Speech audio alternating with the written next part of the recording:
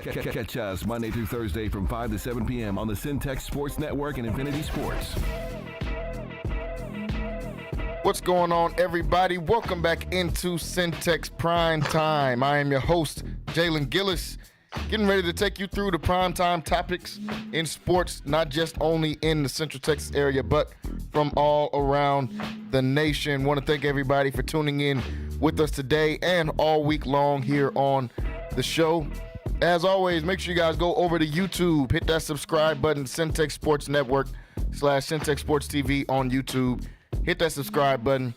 You can click the bell as well so you can get notified every time we go live here Monday through Thursday right here on Centex Sports Network. Also, if you want to listen on Infinity Sports Radio Central Texas, you can go over to your mobile device and download the app Centex Sports One on your mobile device. Download the app there and you'll be able to listen on Infinity Sports Radio Central Texas right here weekdays 5 to 7 p.m. Well, folks, it's been a great week up here on the show so far this week, and we're looking to close it out today with a great show as well. Joining me in studio, got the Waco ISD Hall of Famer, Texas Tech alumni, Wayne Walker in studio with me today. Wayne, what's going on? Happy Thursday, everyone. Central Texas, happy to be here. Yes, sir. Yes, sir. Also calling in with me, I also have Kyrell Gibson calling in to talk with us for the first hour. Kyrell, what's going on? What's going on, man? What's going on? Ain't nothing much. So, folks, we'll get right to it. We got a full show today.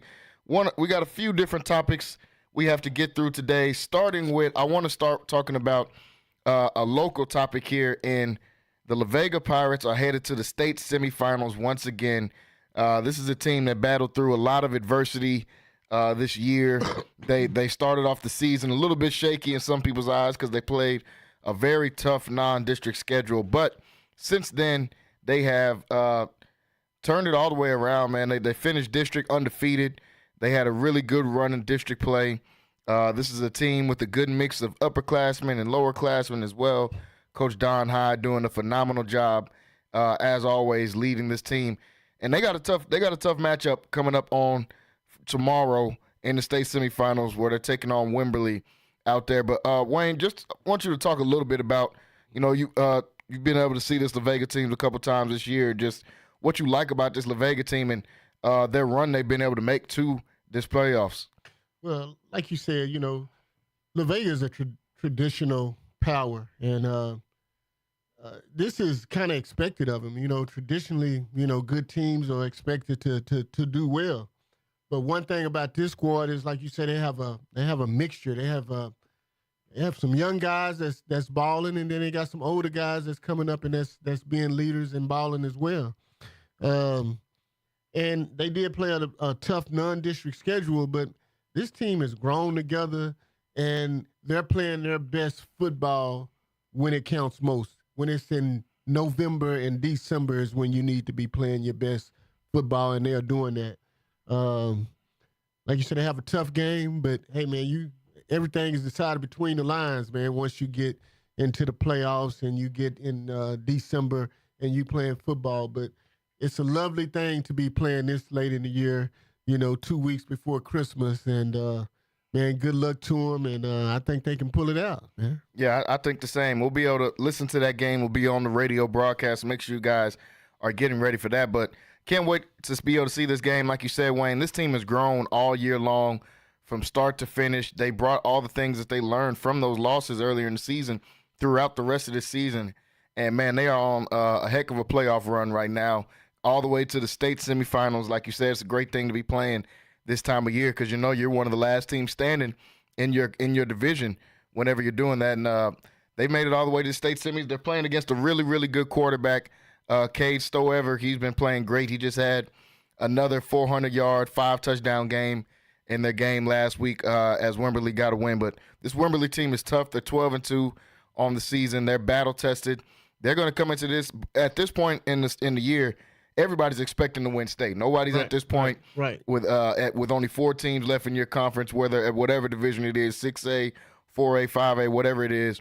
Everyone here is expecting to win state. So this is when you got to go out there and move a man against his will, as some people have said before, because everybody is expected to come out with the win once you get this far, and I'm looking forward to seeing this La Vega squad and what Coach Hyatt can do tomorrow. That game is at 7 o'clock, so make sure you guys are getting ready for that. The pregame show will be just a little bit before that at 6:30 right here on 94.5 FM.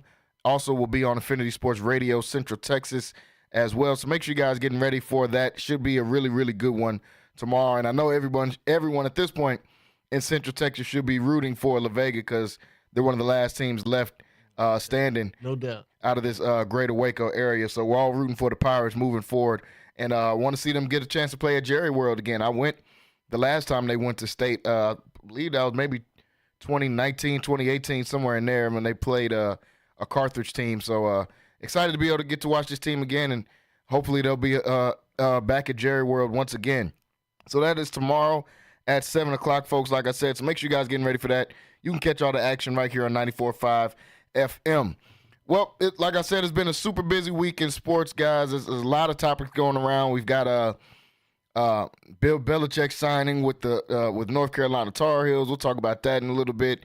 We've got the NBA has their NBA Cup is got to their Final Four teams. I got to watch my Rockets move on to the next round last night as they beat the Warriors. We'll talk a little bit of NBA later on in the show. We'll break down some more of this college football playoffs, these brackets that's been set and that's been put out now in college football. And we'll talk about Week 15 in the NFL as well as we'll talk about my NFL top 5 that we do every week here on the show. But to start, I want to start with the Philadelphia Eagles drama that we kind of ended the show on Tuesday talking about when I had Seth on here and I had Rocky on here as well. We ended the show talking about this drama in the Philadelphia Eagles, so I wanted to get you guys' opinion on this. Obviously, we seen on Sunday after the win, they asked A.J. Brown what was wrong with the team, and he said we need to fix the passing game, and that started a bunch of speculation. And then Brandon Graham goes on his podcast. We talk about these player podcasts all the time and how they can be kind of chaotic. He goes on his podcast, and he says, well, we all know they're not friends anymore like they used to be. And it's like, I don't think any of us knew that. You kind of just came out and told us that, but that definitely poured a lot of fuel on that fire. And then yesterday, I believe, or this morning, either one, I think it was yesterday, though, A.J. Brown was they interviewed him again, and he talked about it, and he said, me and Jalen Hurts, we're cool, we're good. This thing is just getting blown out of proportion. Jalen Hurts kind of says the same thing, yada, yada, yada, and they say everything is good. We're all good. Now, I didn't know how to take that because we've seen this team have success and fall apart at the end of the year just as recently as last year. And now here they are, success once again, one of the top teams, if not the top team in the NFL, depending on where you slot them in your top 5, one of the top teams in the league. And the drama starts. The drama starts to unfold. They almost lose to one of the worst teams in the league, even though Bryce Young is playing some really good football right now. They almost lose to the Carolina Panthers, pull that one out. And now they're going into a week with one of their toughest matchups, if not their toughest matchup of the year, and taking on their Pennsylvania rival and the Pittsburgh Steelers. And they've got all this drama that's unfolded. So, Wayne, I'll start with you. You've been in these locker rooms. What was your thoughts when you heard it seemed like something different happened every day when you heard all these different things coming out day by day? Well, it goes back to family. I know my mom used to have this old saying, and my dad, what happens in this house stays in this house, first of all. Yeah. And that's the way it should be. I mean, this is your family. You spend 8-9 hours a day with these guys, and we family. Sometimes, me and my brother have fights, Yeah. but we love each other at the same time. So you're going to have disagreements, you're going to have arguments, and and that's what family does. But it shouldn't go outside of the house. I used to get in trouble when something in my house happened and it happened in the house, and then you take it outside. Mm-hmm. That was a butt whooping. Yeah. But you can't do that to these guys. But man, when you talk about a quarterback and a receiver, and you talking about them not liking each other, man, the quarterback as a receiver has to be almost your best friend. Yeah. Because you have to have that chemistry, you have to have that connection with one another, because that's the guy who throws you the ball. But at the end of the day, it all comes down to winning. We're winning. Mm-hmm. So I'm not complaining about the passing game because we hadn't had to use it. Yeah. We hadn't had to rely on the passing game. All we've had to rely on is our defense playing good ball and us running the ball, and this guy's averaging 120, 150 yards per game. I mean, Saquon. So why are we talking about anything other than winning? Yeah. That's my whole issue. And this is something that can bring a team down or it can bring you together. Because now you have all these critics out here that's saying, hey, this is what it's going to do to you. They're playing Pittsburgh this week, so we'll see. We'll see how it transpires, how this thing unfolds. But as of right now, they're the hottest team in the NFL. So you don't need all this controversy. All you need to do is go out and think about winning and win. So hopefully these guys can get that, can bring that to a halt and just play football and be teammates and go out and just think about winning. Yeah, I mean, and I think that's what it should be. When you're winning games, it's not the time you want to see guys complaining. I said it earlier in the week when it first came out. You think about a guy like Amon-Ra in Detroit. There's some games he gets 13, 14 targets. There's some games he gets 3. He doesn't say anything. He's still blocking just as hard, regardless if he's getting the ball or if he's not getting the ball. And you got a guy in Saquon Barkley on your team that's got 1,600 yards already out there. You should be happy with just winning. It's not going to always be with you throwing the ball or catching going for 150 yards every single game when you guys come out with a win. I think Kellen Moore has kind of learned from some of his mistakes that he made in Dallas of, hey, there's no need to get too pass happy. We got a dude right here that's going for breaking the record in rushing yards. We don't need to get too pass happy right now. So I think that you shouldn't be that mad about it because that's just understanding the game. Every game is not going to be your game, especially when you're on a really good team like the Philadelphia Eagles. Kyrie, what was your thoughts when you heard them come out and say all this stuff with A.J. Brown and just everything that's with the Eagles drama in the last few days? Yeah, man. I don't really understand why everybody's so upset with A.J. Brown. Like, they asked him a pretty clear question, which was, what does the team need to improve on? And he could have been more mature or just taken the high road, or as a high level athlete and perfectionist, you can actually say where the team is lacking it. But I understand that like people would rather him say, "Well, ain't nothing wrong, we're winning," But the fact of the matter is, the passing game can improve.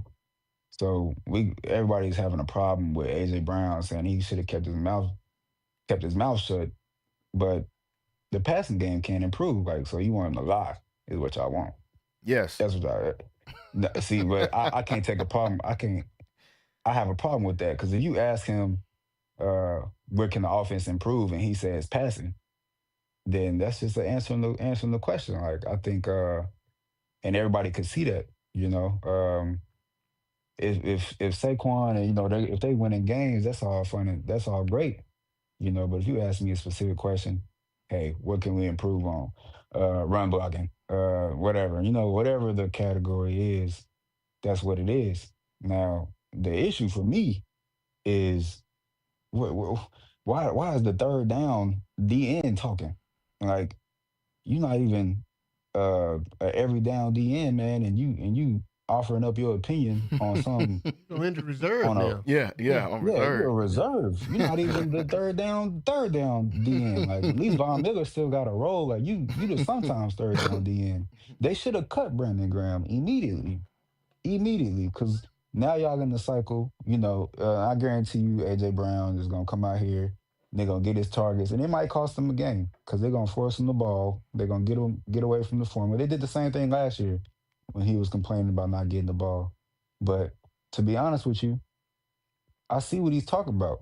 Like, he's not taking the risky throws and they winning games, but, there's throws that can be made for it's a raw receiver. You got a number one raw receiver that's a diva.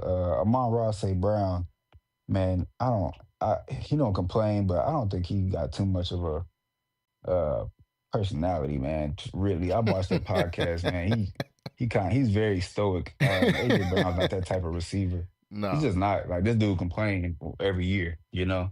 So you got that type of dude, and the reporters know what they're doing, man. Like, yeah, it's make improvements, So, you know. It's not a do Jalen Hurts. you Go think ahead. they drum up like drama just to try to throw him off base? Oh yeah, they knew what he was gonna say. It's AJ Brown. He complained every year, and the passing game has been bad all year. You ask him, and I'm so with specific you. of a I'm question. with you on that too because he's a diva. I mean, all receivers are. I play receiver, so believe me, man. Like, you want the ball. You want the ball, and if you're not getting the ball, I mean, even if you are winning, even if you know you won the game or whatever, you still want the ball. If you're a baller, you want the ball. I don't care what you do. I mean, that's like in basketball. If you're a baller, you want to. If you're in basketball, you're a scorer, you want to score. Yep. If you're And it in don't football, help when you're open. yeah. Yeah. Yeah. When you're open, I'm mad. You know, Right. Yeah, I think he's got the right to be upset, and I didn't even think what he said was too bad. Is it great for the locker room? No, but what he said wasn't that bad. I mean, what the problem was is exactly what you said. Brandon Graham coming on this podcast and saying, didn't nobody know that they were, he said they were once good friends and now they're not good friends. Right. Nobody knew that. You came out and said that. That's in-house drama. You know, leave that there, you know. And then he made it up. Yeah. He made it up. It's not even true. I don't, that's why I said that we didn't know it was true because I didn't think that they were ever just the best of friends, best buddies. Yeah. But he said they were really good friends. And they stopped being really good friends. I was like, okay, well. And then they start showing all these clips on the sideline where they having disagreements. So, you know, you drumming it up. And that, and that's kind of how I see it too. But, I mean, winning solves all of that, man. AJ, he'll be great. Good. He's good as long as they winning. And I seen him smiling and him happy. And him, when Saquon does get in the end zone, I see him down there congratulating him. And, man, and he getting his paper. You know, well, you know what I'm saying? He getting his dough. So he ain't tripping, I don't think. No, I don't. But I know he wants either. the ball. But I mean, who doesn't at this point? Yeah, I mean, but when you're a receiver, you want the ball. If you're a baller, you want the ball, and that's what he is. Exactly. And they have too many great skill positions. With, I mean, from the tight end to Devontae to him and Saquon, and then Hurts can run the ball as well. So you have so many guys that, I mean, it's just like on a basketball team when you have too many scores. Everybody can't score at one time, you know? So, I mean, it's a good situation to have. Go ahead, Kyra. Cut BG. You got to cut BG. Man, he is Super Bowl champ. They ain't going to cut him. He's a Super Bowl champ, and he's been on the team longer than anyone, and he was... they ain't going to cut him. Yeah, he ain't going to... And he's their so-called leader, but if you're a so-called leader, you wouldn't drum up all that... All of that drama. That was terrible. He poured gasoline on a fire. Gasoline. You can't come out and say that. Yeah. You can't come out and say that kind of stuff. He just made it up. Like, that's what he came out and said, man, I'm sorry. I just wanted to win so bad. I thought I saw something that I didn't. What? Well, man, you know, maybe you know he's trying to get subscribers. Maybe I don't know what it is, man. He got a lot of views on that episode, I bet. Yeah, he got a lot of views on that episode. I mean, it's like the Cat Williams Shannon Sharp thing. Yeah. You know, it's like the Cat Williams Shannon Sharp deal, man. You know, you won't... He know this is last season regardless. You want to make up something, Jalen? You want to make up something? Yeah, I think I'm gonna start talking about somebody. I'm gonna say it's a storm out in Baylor going on. Make something up out here, but right. Maybe like you said, maybe you're just trying to get some people going over to his podcast because he know this is last year in the league. Do y'all think this is? And I'll start with you, Kyrell. Do y'all think this is the beginning of the end for them? Because we saw it last year. They had a great run, and just you couldn't have had anything worse happen than what they had last year. You start off 9-1 or 10-1, and you lose your last 6 or 7 games in a row. Like, it can't get any worse than that. Do you see something similar happening after this stuff, or is this just water under the bridge? I'll start with you, Kyrell. Man, if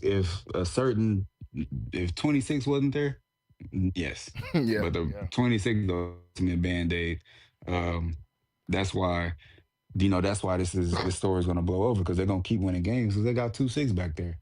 We know who the weak link in the chain is. We all knew that. We've been saying it. I think that's why AJ was mad, honestly.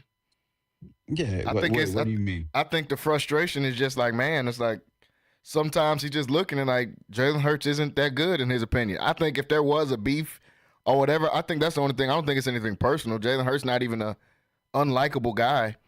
I think his beef with him is just like sometimes he just can't get on the ball. Like you said, dude was open. I mean, when Fox is showing the plays, they being messy with him. They showing the plays of all the plays that A.J. Brown is open, and Jalen Hurts not even looking his way. So I think that could maybe be the beef in there. Like, man, maybe this dude just ain't that guy for us to go out there and win. But outside of that, I couldn't see anything else being a reason for a beef. 5-star receiver and the wing T offense. and that's basically what it is. They just got a general. They got a floor leader that's at quarterback. That's this league. He's not a passer. If Dak had that line, Dak had those receivers and that tight end and that running back, he would be unstoppable. 5,000 yards. Yeah. But yeah, man, he would be able to do what he did with Dallas. Yeah. Dallas Moore. Jalen Hurts is a winner, man, and I get it. But that's the difference between him and the rest of the higher tiers. Like Dak, I'm willing to put Dak in there sometimes. I think he gets in trouble when he tries to do this, but Jalen Hurts tries not to lose the game, which is cool. That's what Dak should do as well. Try not to lose the game, but he tries to win the game for his team these last 2 years and ain't been panning out. But Jalen Hurts tries not to lose the game, and that's not the type of offense or quarterback that A.J. Brown deserves. Seriously, he deserves a Joe Burrow. He deserves a gunslinger, somebody that's going to give him a chance. You're not in that offense, man. I'm sorry. Like, might get it in the playoffs when they stack the box, but we'll see. Okay, Kyrie, can I ask you and Jalen a question? So if you took Lamar and you put him with Philadelphia and you put Jalen with Baltimore, what would happen? You see Baltimore go 9-8, and you would see Philadelphia go 15-1. Yeah. No doubt. And they say they're the same type of quarterback, but they're not. But they're not. I don't like where anybody in the league honestly gets compared to Lamar because there's no comparison. It's no comparison. There's no comparison to he's a one-of-one type of player. Even when they compare him to Vic, just because that's just what you do. I think him and Vic are different. I think Lamar is a way more explosive runner, and Vic got a cannon on his arm. So Lamar can't throw the ball like Vic can. I don't think Vic can run the ball like Lamar can. So I don't like when they try to do the comparisons. I get it. That's just what the type of society we're in now. Everybody has to have a comparison, compare somebody to somebody. LeBron got to be compared to Mike, even though they play completely different.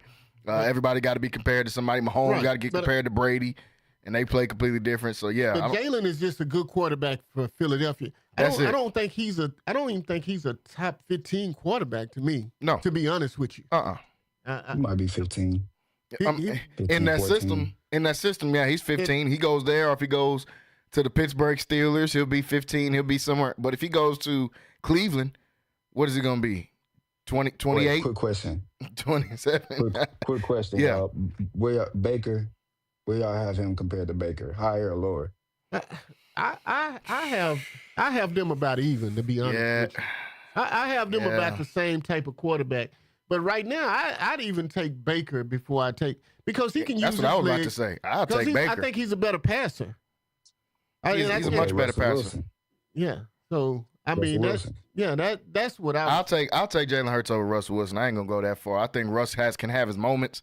Well, not if we're talking about I'm taking Russell Wilson. Y'all taking Russ over him too? I think he's a better passer. I think he is a better passer, but at times, because he's got some bad decision making, especially this as year. well. Yeah. No, this year he's definitely passing the ball better than him. Yeah, Hurts is for sure. I mean, so I ain't. They're around in that same tier to me. I'm not a huge fan of either one, so it's not. It's oranges and some more oranges for me. I don't know who I'm picking out of Jalen Hurts. You swap quarterbacks, they 9-2, bro. Like, well, you take Stroud, you picking up two more wins. Stroud and then you and Jalen Hurts. No, I'm. If we flip them, Houston, we'll be in. You'd be in trouble. Yeah, we'd be in big trouble. He couldn't go to Houston and do what? No, because he can't stretch the field vertically, and that's what's going to eventually hurt them in the playoffs if they play a team with a stout run defense. The thing is, why I think Philly can get all the way to the Super Bowl is I think they're going to match up with Detroit, and Detroit don't have no stout run defense. If Saquon might run for 220 and catch for another 30 or 40, if they play against them. And I think the injuries are I think they could get some stops against Detroit, where I don't know if Detroit can really get a lot of stops against them. The only thing that can stop them is, like you say, Jalen Hurts' arm, where if they made him become a passer. And it becomes a shootout, something like that, a shootout game, 35-30, something like that. He don't want to see Goff in no shootout type game. Another question. Yeah, go ahead. Who do y'all trust more, Goff or Jalen Hurts? I take Goff. I'm trust Goff way more. I trust Goff way more. I think Goff is a better quarterback, but as far as trust, I don't know. Why not? What did he did that made you not trust him? It's the pass. Like he threw like 8 touchdowns, 1 pick in the playoffs last year. What would make you not trust him? It's just the moments, right? It's just the moments for me. So like, I know it's more of he reverts very quickly back to the guy that we saw the previous 6 years. Well, if you put pressure on him, then that's what you're gonna get now. Jalen Carter. Yeah, I agree with that. Let's give him a round of applause too. Sorry, Jalen. I want to give you a round of applause, man. Round of applause for the Jalen Carter prediction last year. I told you, game 1, watching him play, this dude is going to be unstoppable. Moving up the DPOY odds, man. Man, I'm telling you, Jalen Carter is special. It's a reason that they was thinking about taking a defensive tackle number 1. Who's the last defensive tackle we've seen even get considered for the number 1 pick? And Ndamukong Suh, maybe? Gotta be Suh, yeah. I mean, if you even get in consideration for being the number 1 pick before he got in trouble and he moved all the way down to 10, man, the dude is special. That's what made me start looking into, because I didn't watch a lot of them at Georgia. It was just everybody beating people up at Georgia. It's not like he stood out way above the crowd to me. But when I seen him get out there for them first couple weeks in Philly, I'm like, nah, this is something different, man. When you're throwing 300-pound men out of the way, you're built different. But that's what makes me decide that Philly is a better team than Detroit. Exactly, I agree. Going forward right now, I agree. Other than this controversy that we're talking about, man, and like you said, if they start to lose, and then Brandon Graham, you got to go. Yeah, you started that, man. Because you poured gasoline on. You completely right. He on IR and he's starting this from a podcast. He's not even playing? No, he's not playing. He's not playing. He's on IR. What? So he was already on the bench. Yes, he's already on IR. 80% of the game. Yes. And he on IR? He's hurt. Man, give me that contract. Whatever his contract is for this last year, I know it ain't guaranteed. If we lose, one game, even though Pittsburgh good, we lose 1 game, and I see A.J. Brown throw a helmet, anything, you off the team, buddy. We ain't seen you in 3 weeks anyway. It's December, man. Get that man a snowblower. You can head back to, I think he's from California. You can head back to Cali, bro, for the holidays, and we'll see you, bro. I never liked him, though. Yeah, well, you a Cowboys fan. You're not supposed to like him. That's natural. That's natural. I like Fletcher Cox, though. I ain't like him. Because Fletcher Cox don't say anything. Brandon Graham going to talk the whole game. He going to talk everybody ear off. The lineman, the quarterback, the running backs, he going to talk to everybody. So that's natural. You're not supposed to like him. But we'll see where this Eagles drama takes us. Like you said, this can go one or two ways. It can go good. They can use this as fuel to keep going. Or this can burn the whole thing down, whichever one they want to use the gasoline for. Let it burn. Yeah, we knew what you was going to say.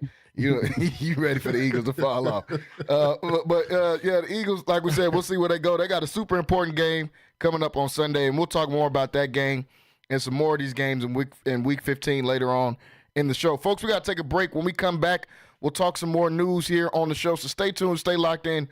Full show here today on Centex Primetime. We'll be right back after this break. Central Texas home for sports. It's Centex Sports Network and Infinity Sports. Catch all your in-depth sports analysis with the best. The hottest sports show in the evening is Centex Primetime, hosted by Jalen Gillis. Act like y'all. Weekdays 5 to 7. This is the Central Texas #1 leader in sports. Centex Sports Network. That's right, sports fans. We can talk about sports. And Infinity Sports. Lighthouse Streaming, a full-scale media agency and your go-to source for all things audio and video. Is your church long overdue for audio and video upgrades? Call Lighthouse Streaming for a free consultation. Does your corporate or church event need audio or video production? Don't stress. Call the guys at Lighthouse Streaming. In business since 2017, Lighthouse Streaming has produced hundreds of live events and completed dozens of church and venue installations. Whatever your AV needs are, Lighthouse Streaming has you covered. Give them a call at 254-252-4206. That's 254-252-4206. Or go to lighthousestreaming.com and set up your free consultation. Are you looking for something new and unforgettable in Waco? Come to the Blazing Asian, where authentic Cambodian flavors meet creative culinary flair. Voted People's Choice as Waco's #1 Asian restaurant since 2019 by both the Wacoan Magazine and the Waco Tribune Herald. Located inside the popular Union Hall on 8th and Franklin, we're serving up family recipes with a twist. Blazing Asian egg rolls are rolled fresh daily, and their sauces or marinades are made in-house with love. Stop by today. Located inside the popular Union Hall on 8th and Franklin. And for Baylor students, enjoy 10% off with your student ID. Are you hungry for the best fried chicken in town? Check out Crispy Chicken #1, 11th and Clay, and their Monday and Tuesday special, the Snack Pack, which includes 2 pieces of chicken, fries, roll, and drink, all for only $6. Also, each Monday through Friday from 4 to 6, you can feed the family for $10 and receive 6 pieces of chicken, fries, and rolls. Crispy Chicken #1 features additional daily specials and also includes mouth-watering short ribs, fried catfish, and chicken fried steak. Locally owned and operated and a Waco tradition since 1975. That's Crispy Chicken #1 at 11th and Clay. NSJ Event Co., one of the premier event designers in Central Texas and a Centex Sports Network supporter. Voted Waco Awards Event Planner of the Year 2021, NSJ Event Co. is your go-to source for event planning. Whether it's your next baby shower, birthday bash, wedding, or retirement party, NSJ Event Co. will bring out the elegance, class, and style your event deserves. Call NSJ Event Co. at the number on the screen or scan the QR code to schedule a free consultation. NSJ Event Co., where the party lady takes care of all your event needs. It's the family feels for me. The banana pudding peach cobbler make you want to holler. For me, it's the candy yams, mac and cheese, beef tips, pork tips and rice, collard greens. It's the sweet potato pie, sweetie. Fried chicken you've been missing, the lemon sweet tea dressing on Sundays when you all dressed up. Chest pie, buttermilk, and pound cake. Cornbread with butter just dripping, always fresh baked. If you need Southern style, soul food, home cooked meals that you can feel. Chicken and dumplings, chicken pot pie, 719 South 11th Street. Sassy, come on by. The East Waco Empowerment Project, along with City Center Waco, is hosting WeBo, Workshop and Business Opportunities, to help create more entrepreneurs. Business owners like Aniceto Charles of True Jamaica Restaurant and Carla Dotson of Boardwalk on Elm attended WeBo to develop their business ideas into successful Black-owned businesses right in the heart of East Waco. WeBo can also help you turn your side hustle or business idea into the next thriving Black-owned business in our community. If you would like to attend this 10-week intense entrepreneurial workshop, go to WeBoWaco.org. That's WIBO Waco.org. Lighthouse Streaming, a full-scale media agency and your go-to source for all things audio and video. Is your church long overdue for audio and video upgrades? Call Lighthouse Streaming for a free consultation. Does your corporate or church event need audio or video production? Don't stress. Call the guys at Lighthouse Streaming. In business since 2017, Lighthouse Streaming has produced hundreds of live events and completed dozens of church and venue installations. Whatever your AV needs are, Lighthouse Streaming has you covered. Give them a call at 254-252-4206. That's 254-252-4206. Or go to lighthousestreaming.com and set up your free consultation. Central Texas home for sports. It's Centex Sports Network and Infinity Sports. KWBT-FM, HD2 Waco, Temple, Killeen, Fort Cavazos. The new leader in sports in Central Texas is Centex Sports Network and Infinity Sports. This is live from the Centex Sports Network and Infinity Sports Studios. That's right, sports fans. About to show these boys how we do it. Tune in to Primetime Sports Talk with Jalen Gillis, your go-to source for breaking sports news in Central Texas and exclusive Dallas Cowboys coverage on the Centex Sports Network and Infinity Sports. What's going on, everybody? Welcome back into Centex Primetime here on this Thursday afternoon. Everybody's doing great out here today. Just got done wrapping up here in the first part of the hour talking a little bit of Philadelphia Eagles. Also got to talk some La Vega high school football as they'll be in the state semifinals tomorrow. You'll be able to catch all of that action right here on 94.5 FM on Friday. That game is at 7 o'clock, so make sure you guys are getting ready to tune in for that. Still joined here in studio by Waco ISD Hall of Famer, Mr. Wayne Walker. Also got Kyrell Gibson calling in with me. We have a special caller calling in with us here for a few minutes. A friend of mine, somebody that went to school with out at UNT. He played basketball for the University of North Texas as well. Now he is coaching out back in his home state in Louisiana. Mr. Greg White Pittman. Greg, what's going on, bro? Hey, man, I'm so honored to be on this call with y'all today, man.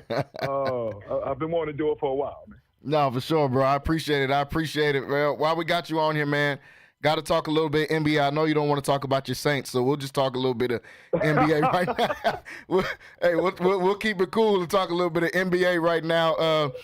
So, folks, the semifinals are set for the NBA Cup as we have the Houston Rockets. My team just got a win last night over Golden State. They'll be taking on the Oklahoma City Thunder. And in the East, we got the Atlanta Hawks matching up against the Milwaukee Bucks. Greg, I want to ask you, bro, what was your thoughts about this tournament so far in the NBA Cup? Notice the second year doing it, and they're just trying it out. But it's been pretty good so far. What's been your thoughts about the NBA Cup? Man, I'm a big fan of the NBA Cup. I know a lot of people don't like it, but I'm a true fan. You get to see real playoff basketball in the middle of the season, and you can kind of see how hard the NBA players are not playing in the regular season. Yeah. When you watch the NBA Cup. But my overall thoughts on this season right now, I think it's time that people put respect on Trae Young's name, man. This dude has been a big-time player his whole career. Why he gets overlooked and doubted, I have no clue. But the man is a guaranteed 25 and 10, dog. Every game. I'm right with you. I don't know why he gets so much disrespect as far as not being considered. I'm not sure if he's made any All-NBA teams, which is just crazy. Because every game is. He has. I believe he has, because that's how he wound up getting his a max deal, because he wound up making like third team All NBA. One time, I believe, though. Man, I know the guard position is stacked, and it's probably the most stacked position in the league. But man, this dude, like you said, 10 assists every game, just about over 20-something points every game. You give him a lead guard with DeJounte Murray, he does the same thing. You take DeJounte Murray off the team, he does the same thing. This dude gets. He puts up numbers every single year and year out. I talked a little bit earlier in the season. We're talking about some underrated players or players that we like, and I brought up LaMelo Ball, man. Where you think LaMelo falls into these rankings of these NBA guards? Because it is the most stacked position. No, it's definitely the most stacked position, and I think I don't like really doing rankings because at the end of the day, it goes by really who you like the most. But LaMelo Ball is elite guard. LaMelo Ball has been an elite player since he was 10 years old, man. No, the dude was playing varsity basketball at 13. Literally. He went overseas at 15, 16. Like, nothing has changed about him being great. He's been good at every level, man. And he's just showing it once again. If he's healthy, he's doing the same. Watch highlights from Chino Hills and watch it from the NBA and tell me the difference. Besides him being taller. I was just about to say the only difference is his height. It's the exact same style of play. He gets off the same way. Right now, he's the third leading scorer in the league. He just unfortunately stuck on the Hornets. But he's averaging 31 a game right now, and he's been playing some great ball. So I'd love to see him get a chance. I know he's going to be an all-star this year, probably for sure in the East. But I'd love to see him get a chance to play some meaningful ball. Hopefully the Hornets start to do something out there. So, Greg, I want to bring you in on a little bit of a conversation. Me and Kyrell is on here. Quay, we were talking about the other day in the group message. Kyrell, what up, boy? What's up, boy? What up, boy? Hey, I'm going to bring you in on what we were talking about the other day. So the Mavs are playing OKC. You know how Quay feels about the Thunder. You know how Kyrell feel about the Mavs. So they arguing, going back and forth. Kyrell is saying, man, Luka, he's still a way better player than SGA. And I'm saying, I think Quay was agreeing with me too, that I think SGA is right there with him, man. I know Luka puts up the stats and he's got a finals run. You can't take that away from him at all. But I'm of the thinking that SGA is right there with Luka, man. He's unstoppable. He can get to a shot whenever he wants to. He plays defense. And Kyrell said he don't play no defense, so stop bringing up defense. But he plays more defense than Luka. and I think that team has a chance to go pretty far in the playoffs this year. What's your thinking on this SGA versus Luka thing? Because they played in the playoffs now, so it's going to start being a rivalry. Man, I'm a big fan of SGA. I like what the Oklahoma City has done. It's really, you're looking at how this is a perfect example of how to build a team through the draft. If you look at their whole squad, it's just from 1 to 15 is just masterful work. You know what I mean? And they still got a hell of a salary cap left. Draft picks, it's perfection. But when we talk about levels, bruh, Luka Doncic is, bro, he is something we've never seen. And I'm a huge SGA fan. Dude averages 30. But, dog, it's levels, dog. Luka get 30 on a bad night. Like, it's just, I'm going Luka, dog. I've never bet my money against Luka, dog, ever. Ever. Kyra, you got a believer on here, bro. Bro, Luka's a different beast. I know people bring up the 30. I mean, he don't play defense. Hey, man, a lot of dudes don't play defense, man. He don't get paid to play defense. That's not his facts. job description. He does not get paid to play defense. That is facts. The rest of them four, that's y'all job. You know what I'm saying? Besides Kyrie, the rest of y'all three, y'all are here for rebounds and defense to hit open corner threes. Do your job. SGA is nice. He nice. He top 5 in my mind. But to me, man, that's exactly what it is. Luka gonna get you 30 on accident. If he has a great night, he scores 60. He scores 50 with a triple double. What's 15 assists, Kyra?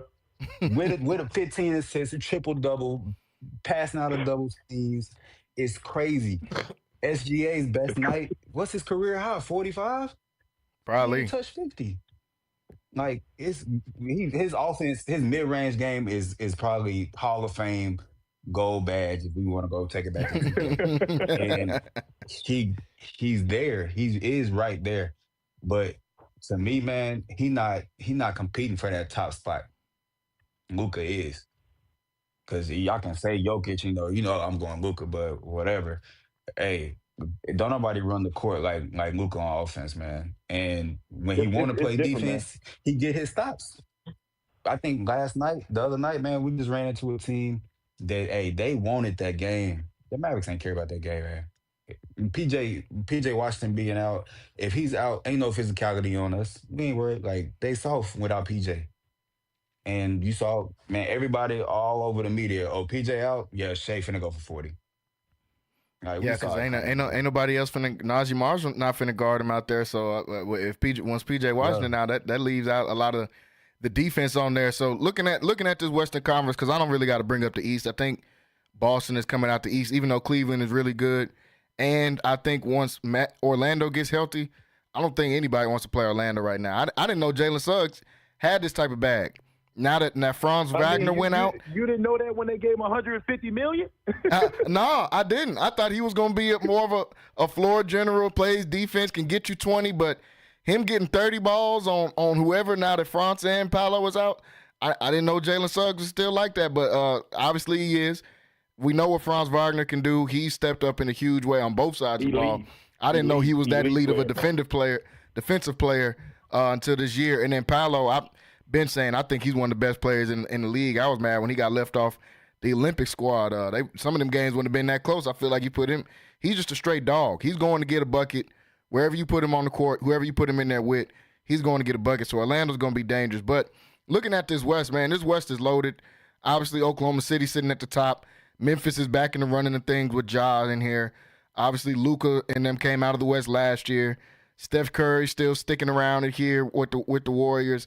And you got some young rising teams like Houston coming into that mix and some vet teams like Phoenix and Minnesota. So looking at this West, do you think this is going to be another year of Dallas coming out, or we're going to have a new Western Conference winner this year? Greg, I'll start with you. What you think? Well, two things. To go back to your comment about the Paolo USA team, yeah, I think that's an excellent point. Me personally, I like Paolo on that team more than Anthony Edwards. I know that might be a hot take, but I agree Paolo with you. has the perfect FIBA game to me. Yep. You know what I mean? He's physical. He likes to bang. You know what I mean? Mm-hmm. So got the free ball, got the midi. You know what I mean? So I'm a Paolo fan. But the West, Dog, it gets crazy in the West. Obviously, if you look at a team like OKC, they start off hot just like they did last year, but they're still wet behind the ears. You know what I'm saying? Yeah, still young. They're still youthful. Like, you know what I'm saying? So I think they're going to have a path similar to Boston before they finally won. Okay. Personally, I don't know if they're there yet. I think they still got a little bit. I think actually they're another superstar away, and I'm not sure what position it is because they have such a solid team. It's hard to really point out like where do you throw another star in the mix because they also have rising stars. Yeah, but dog, it's the West. The West is tricky because when you get in the playoffs in the West, things can change, man. You still got Phoenix out there with KD and Book. You know what I mean? You still got the Warriors with Steph. Like, you know what I mean? So it gets tricky. I need some more time to pick my team out the West, dog, to be honest with you. I'm the same way. I can't pick a winner out of this Western Conference because I think it's all about matchups. Who's playing who when we get into these playoffs? Because I didn't pick Dallas to come out of the West last year, but Dallas got all the right matchups. They played the top teams, and they took them out and they beat them. That could be Dallas again this year, or that could be somebody else this year, like an Oklahoma City. But I think that Boston comparison was a really good one. I think that's a good comparison because that was a team we got to see win early, win young, but it still took them 4 or 5 years before they finally got over that hump, and they had to get the right pieces. They had to get a Drew Holiday to be able to take that over the top. They had to get a Kristaps Porzingis, even though he didn't play into the finals, but we saw how big of a difference he was when he got into the finals. So I'd like to see Oklahoma City get another piece. Obviously, I love Chet. Like a Drew. Yeah, exactly. Like a Drew with OKC, dog. Exactly. I think they need another piece just like that. Him. No, seriously. They need somebody, a veteran, that can come in and affect the game. I mean, and Drew Holiday's so underrated because everybody talks about his defense. Obviously, he's one of the best defenders. But Drew can go get you 20 in a tough game no matter what on whoever's guarding him. I mean, ask Milwaukee. It's a reason Milwaukee doesn't look the same than when they got Drew out of there. He cleans up so much on the defensive end, and on offense, he can get 20 on anybody. Whoever gets out there on him, he can give you 20. So they need a piece like that. I'd like to see them do that. I understand J-Dub is a rising star. Like you said, they got rising stars in this team, but I wouldn't be mad if they, packaged a J-Dub and somebody else to go get a legitimate star if they're ready to win right now. If not, I say just rock out and let's see where it goes from here. But if you're ready to win right now, I would like to see them package him up with somebody else in there. I want to let Wayne get in on the conversation. Wayne, what do you think about this Western Conference and who can come out of this West? Like we just said, it's so tough and it changes from time to time each time in the West. The West is so hard to predict. You talk about everybody was predicting Minnesota, and now Minnesota has failed backs. Denver won this conference a couple of years. You talk about the Lakers. You talk about Sacramento, and then you have the up and risers with Oklahoma, OKC, Houston, and those guys, the Mavericks. Man, it's just like you say, it's too tough to predict. I mean, Phoenix, and you talk about Phoenix. I think the only team that you can really discount is Utah. Yeah, to be honest. Honestly, yeah. But everybody else, man, everybody else has a chance. Golden State, and then the trading deadline is coming up. We got that coming up, so you'll see what teams do and what packages they'll get to try to better their team. So, like your friend says, man, it's too early to predict what's going to happen in the West. Yeah, I still think it's too early. I mean, there's too many teams right now. We haven't even made it to All-Star break yet. We'll know a little bit more coming out. Kyrie, I know who you thinking in Dallas, but what you think about this Western Conference and who can be the eventual winner in the West, or is it too early to pick? Yeah, man. I'm riding with Luka. Dude ain't lost with a good team, so that's where. But I'll tell you who I'm scared of, and that is Chet taking that next step. Yeah, if he come back and he's all-star starter, or fighting for that starting, like putting up numbers like that, I'm terrified. And the two is KD.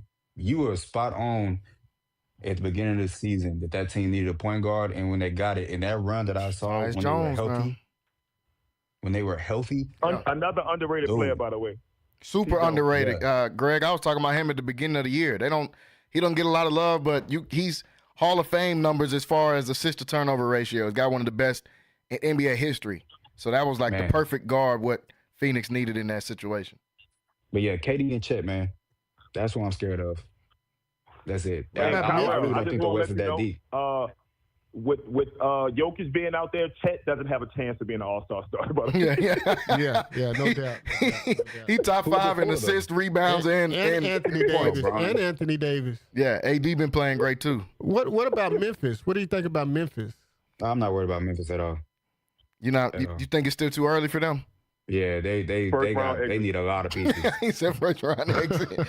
Yeah, I still think they're trying to figure it out. I think they found a lot of good bench players with John Alden being out last year. Scottie Pippen Jr. I think is a good player. Aldama I think is a good player for them. But they've got to find some. They got to find some more guys in that rotation to be able to go out there. Get shot off the floor. Yeah, they can't shoot.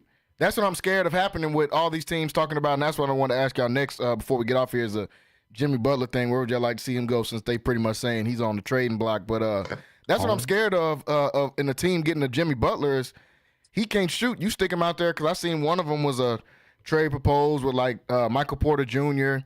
and some young guys in the pick for Jimmy Butler. I'm like, who's going to shoot the ball on the Nuggets if they go and get Jimmy Butler? You got Jimmy, Russ, Aaron Gordon. That's nasty. That's who's shooting the ball out there? Who's going to be the bona fide shooter on that court? It's going to have to be Jamal Murray going to get off the ball. But I wanted to ask y'all, Greg, before we get off here, if Jimmy Butler's in this trade talks, who is a team you would like to see a Jimmy Butler type of player go to? Personally, I would like – well, I got two teams. Okay. I would like, one, for him to go to the Warriors, which I know that's kind of a stretch because Jimmy makes $48 million a year. Too much money. So it's people throwing Jimmy out there, but Jimmy makes a lot of money. So a lot of things have to happen for Jimmy to go to a team. I would like to see him with the Warriors. But my second sneaky pick would be Milwaukee, dog. Get Chris Middleton out there, add a Jimmy. Dog, that's nasty. Yeah. That's nasty. Yeah, I like the Milwaukee one. You had some defense, man, with Jimmy and some scoring. Yeah. You got a go-to guy in the fourth. When Giannis can't come down and just dunk the ball, you get a guy that can get on the mid-range post and get a bucket, which Jimmy has shown in the playoffs. And you got Dame, a real closer. I think I like that Milwaukee one the most. Nasty. Yeah, I like that Milwaukee one the most. I thought Golden State myself too, but Milwaukee, that's nasty because then you have two perimeter defensive guys in Draymond, and then you got Jimmy Green. There ain't no scoring going on. Yeah. See that was my thing with the Warriors. I'm like, okay, you gonna have to move Draymond to the 5 if you get Jimmy out there because you don't want to you can't stick Looney out there with Draymond, Looney, and Jimmy because Steph gonna have to shoot from half court because there ain't gonna be that much spacing going on. Even though they got him and Buddy, Kyrell, who's somebody you would like to see Jimmy Butler go to? I know you ain't a fan of Jimmy. Who's somebody you like to see Jimmy Butler go to? Bro, he hate Jimmy Butler, bro. Tyrell looks like he would hate Jimmy Butler. Bro, he hate Jimmy Butler, bro. He makes me angry to no end. He want to see him go to Utah. Yeah. No, actually, me and Jalen was actually talking about this last week that, there's a team out there that is playing very well, that if they got some veteran leadership or a veteran star in, they could end up challenging for the top in the West based off how they playing right now. And that's why I say he should go home. Yeah, Houston. Go to the Rockets. Yeah. You give up, I don't know what they give up, honestly, but $48 million is crazy. It's a lot of money. You got to give up Fred VanVleet. That's the only dude making money. That's the only dude, and we can't give him up. So it would have to give up the rest of your roster, huh? Yeah, it'd have to be Dylan Brooks and I think Jeff Green somewhere in there making $8 million, and after that we just have to take on go over the salary cap or something because I don't see how you make in the world anybody can make that money match. But I like the Houston one too. Obviously, a lot of people have been talking about that. And I've been thinking in the lineup, how would it work? Who would we get rid of? And I'm a Houston fan, and I love Jalen Green. I think he's got some of the most potential in the NBA. But games like last night just proved my point further of what I've been talking about. This dude will get you 10 points in a meaningful game. I'm for trading Jalen Green. I'm not for trading Jalen Green for Jimmy Butler because Jimmy Butler 35. That's youth, man. You can't. Yeah, but he. This is a team that can win now, and I've seen Jalen Green, like I said, questionable decision making. You become somebody's 7th baby daddy already, and you're 21. It's crazy. Then you backdoor and you go out here every other day. Some games you're getting 30. A lot of these games and these important ones, like last night with the Warriors, you getting 10. Before he went to that free throw line, he had 10 points. I have a question for y'all. Go ahead. So since you're a Rockets fan, would you trade Jalen Green for Jay Williams? Jalen Green for Jalen Williams. See, I'd have to see more from Jalen Williams for me to get off of Jalen Green. Jalen Williams is a baller. He doesn't get the rock out, and look how he plays being a second, third option, dog. He's giving James Harden when he was on OKC, bro. I'm telling y'all. I'd take that trade. I wouldn't be too mad at it. Going straight up, J-Dub for Jalen Green. Because he's going to leave eventually, y'all. I'm letting y'all know. Oh, yeah. He's a number one option. Yeah. That's why I said they might as well trade him for a star and get why it's all the potential in the world right now. You don't know who you're going to get. Trade him for a vet star and get a veteran out there at OKC because you're right. He's going to get out of there. Somebody's going to give him $400 million, and he's going to get out. The Toronto Raptors are going to give him $400 million. He's going to be in Canada playing basketball. One of these teams like that. Get it, man. NBA guaranteed, but I don't care where I go. Hey, you can send me to play in Sweden if it's an NBA contract. I don't care what it is because them boys getting can we talk about $500,000. Go ahead. This youthful mindset, man, because you brought up Jalen Green, and I immediately, and his mishaps, I immediately went to Trayvon Diggs. Hey, bro, I don't know. Man. These dudes is getting money, man. Stephon Diggs. Yeah, and Hey, Stephon, I've been hearing some terrible things about Stephon, man. I don't even Hey, ever since that video came out in the Vikings locker room, they said who you don't want to date your sister, and they all said Stephon Diggs. I knew what was going on then, but yeah, it's some questionable decision making of these young millionaires, man. You know, you're 20, 22, 23, you got $100 million, and your baby mama 50. Yeah, you know, your BM is 40 years old. Okay, but it ain't some fine 25-year-olds. Yeah, you part of the problem, Greg. See, this what's going on. You thinking like them. This the same thinking they having, but that's a whole nother topic for another day that we definitely have to have. Greg, appreciate you coming on here with us, man, chopping it up. Definitely want to get you on here more often as basketball season is starting to hype up. Want to talk some college basketball as well with you next time we come on here. So appreciate you coming on here and jumping on the show with us, bro. Hey, man, I appreciate y'all. Kyrell, dog, I miss you. Jalen, I miss y'all, dog. Hey, I got one more. Go ahead. Scottie Pippen Jr. is going to be an all-star point guard. I'm letting y'all know. Okay, all-star might be kind of a stretch, but I'm right in that same line of thinking with you, Greg. I just brought up Scottie Pippen Jr. You giving me real Mike. You talk about Titus Jones. Yeah. He giving me real Titus Jones, Mike Conley vibes, dog. I'm telling y'all. He is. The right team, he will be an all-star. He is, and I agree with that. He can be a starting point guard for a really, really good team going throughout his time in the league. But all-star, he's going to get out the West, bro. He's going to play another position. There's too many point guards in the league, bro. De'Aaron Fox might not even be an all-star this year, and he's going to average 25, 26, and he ain't even going to be an all-star. He got to play another position. All you need to do is win. No, that's true. All you need to do is win. That's true. Look how Rondo was an all-star, average 9 points a game. You ain't lying. You are not lying. You get on the number 1, number 2 seed team, you will be right in the running for that. Andrew Wiggins started in the All-Star game a couple years ago. That was super nasty work, and I didn't forget about it. Was an All-Star.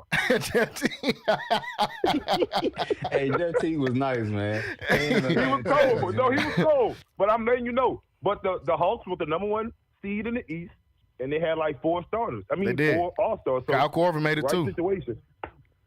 Kyle my God, get me off here if I go off on Kyle Korver, man. That's crazy. Ridiculous, man. No, for real. Hey, Greg, appreciate you coming on here, bro. We'll definitely catch up some more here on the show as we get further throughout the season, man. All right, man. Salute y'all, dog. Keep doing y'all thing. No, yes, sir. Yes, sir. Well, folks, we got to go into a break. We'll be right back after this. We got to touch top of the hour. Still got some more NFL news to talk about here on the show. So stay tuned and stay locked in right here on Centex Primetime. We'll be right back after the short break. Central Texas home for sports. It's Centex Sports Network and Infinity Sports. Catch all your in-depth sports analysis with the best. The hottest sports show in the evening is Centex Primetime, hosted by Jalen Gillis. Act like y'all. Weekdays 5 to 7. This is the Central Texas #1 leader in sports. Centex Sports Network. That's right, sports fans. We can talk about sports. And Infinity Sports. It's the family feels for me. The banana pudding peach cobbler make you want to holler for me. It's the candy yams, mac and cheese, beef tips, pork tips and rice, collard greens. It's the sweet potato pie, sweetie. Fried chicken you've been missing, the lemon sweet tea dressing on Sundays when you all dressed up. Chest pie, buttermilk, and pound cake. Cornbread with butter just dripping, always fresh baked. If you need southern style, soul food, home cooked meals that you can feel. Chicken and dumplings, chicken pot pie, 719 South 11th Street. Sassy's, come on by. NSJ Event Co., one of the premier event designers in Central Texas and a Centex Sports Network supporter. Voted Waco Awards Event Planner of the Year 2021, NSJ Event Co. is your go-to source for event planning. Whether it's your next baby shower, birthday bash, wedding, or retirement party, NSJ Event Co. will bring out the elegance, class, and style your event deserves. Call NSJ Event Co. at the number on the screen or scan the QR code to schedule a free consultation. NSJ Event Co., where the party lady takes care of all your event needs.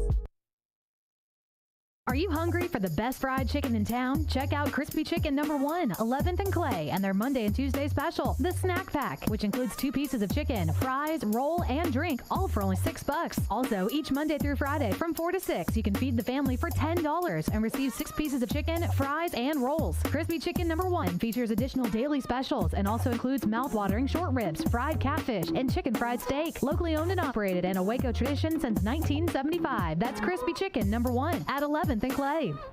Are you looking for something new and unforgettable in Waco? Come to the Blazing Asian, where authentic Cambodian flavors meet creative culinary flair. Voted People's Choice as Waco's #1 Asian restaurant since 2019 by both the Wacoan Magazine and the Waco Tribune Herald. Located inside the popular Union Hall on 8th and Franklin, we're serving up family recipes with a twist. Blazing Asian egg rolls are rolled fresh daily, and their sauces or marinades are made in-house with love. Stop by today. Located inside the popular Union Hall on 8th and Franklin. And for Baylor students, enjoy 10% off with your student ID.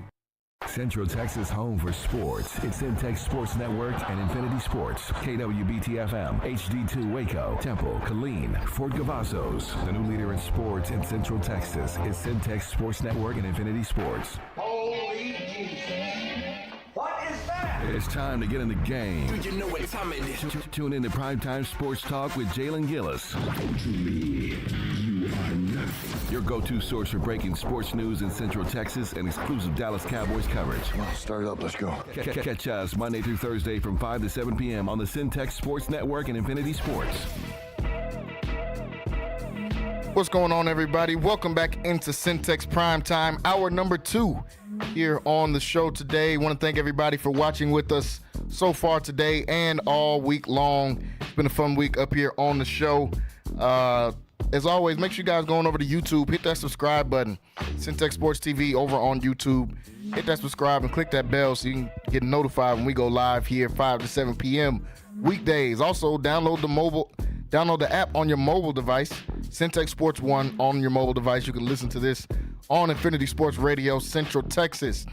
Well, folks, here in the second hour of the show, last hour here of the week, as tomorrow we're looking forward to La Vega football in the state semifinals. Want everybody to get ready for that. That game is at 7 o'clock. Can't wait to be able to watch that game as they take on Wimberley in the state semifinals.